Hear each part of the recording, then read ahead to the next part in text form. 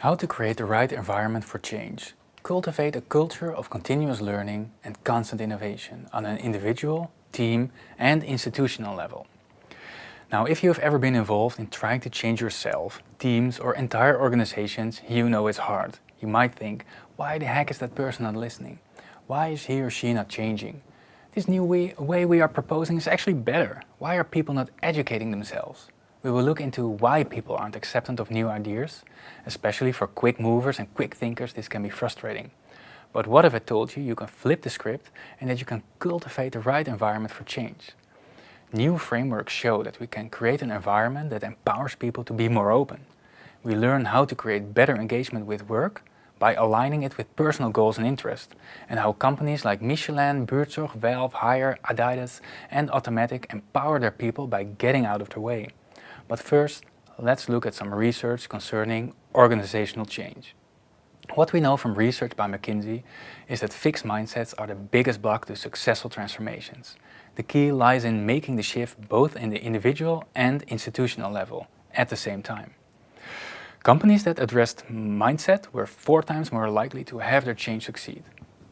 In publications by HBR, we find out that most organizations typically overlook the internal shift, what people think and feel, which has to occur in order to bring the strategy to life.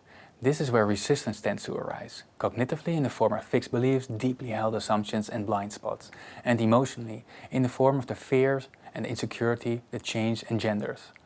All of this rolls up into our mindset, which reflects how we see the world, what we believe and how that makes us feel. Now, the way I see it, people have been trained for over 40 years, or whatever their age is, to think in a certain way. In a sense, it's their mechanism of survival that got them there, where they are now. It's their coping mechanism. Then you or someone else comes along and says, hey, you should change. Well, it's not going to happen in that way. At the same time, the analogy of a railway track comes to mind. People keep on going into the same direction, which they believe is safe. There's a lot of research to back this up. Please see links on the platform. Like research, which says that once we've committed to an idea, we tend to stick with it. And when we get older, we get less new impulses. No new friends, smaller groups of people that you see. And people with an expertise in just one domain have been found to not be open to new technologies from a different domain as they felt they were threatened by it. But this segment is about creating the right environment for change, right?